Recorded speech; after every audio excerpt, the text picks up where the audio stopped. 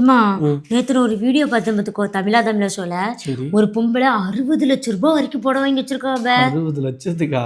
ஆமாப்பா, எப்படிதான் 60 லட்சம் ரூபாய் வரைக்கும் புடவை வாங்கி வச்சிருக்கோன்னு தெரியல. உன்கிட்ட இருக்கிறதுல என்ன ஒரு 10 சேலை இது பண்ணாலும் 40,000 60,000 வரைக்கும் வருமே. என்னப்பா சொல்லுத?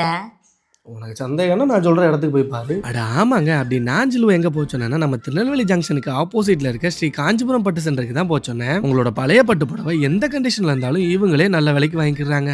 இந்த மாதிரி வெள்ளை கலர்ல வர்றதெல்லாம் வெள்ளி ஜரிகைன்னும், சிவப்பு கலர்ல வர்றதெல்லாம் செம்பு ஜரிகைன்னு சொன்னாங்க. ஜில்லு கொண்டு போனது வெள்ளி சரிகை சாரியும் செம்பு சரிகை சாரியும் ரெண்டும் சேர்ந்த மிக்சிங் சாரியும் எடுத்துட்டு போயிருக்காங்க. இந்த 4 சாரிக்கு கிட்டத்தட்ட 12,000 ரூபாய் காசு கொடுத்துருக்காங்க. முக்கியமான விஷயம், நீங்க கொண்டு போற சாரிக்கான காசு மட்டும் இல்லாம கூடவே வெள்ளி கொலுசும் ஃப்ரீயா கொடுக்காங்க. அப்புறம் இவங்க பழைய பட்டு சாரி மட்டும் இல்லாம பழைய வெள்ளி பொருட்களுமே இன்னைக்கு ரேட்டுக்கு நல்ல விலைக்கு வாங்கிக்கிறாங்க. சோ அதனால உங்க வீட்டுல பழைய பட்டு சாரியோ பழைய வெள்ளி பொருட்களோ இருந்தா இங்க கொடுத்து காசா மாத்திக்கோங்க. அப்புறம் இவங்களுக்கு திருநெல்வேலி மட்டும் இல்லாம மதுரை, தூத்துக்குடி, நாகர்கோவில், சேலம், திருச்சி, நாமக்கல், கோயம்புத்தூர்னு எல்லா இடத்துலயுமே பிரான்ச்சஸ் இருக்கு.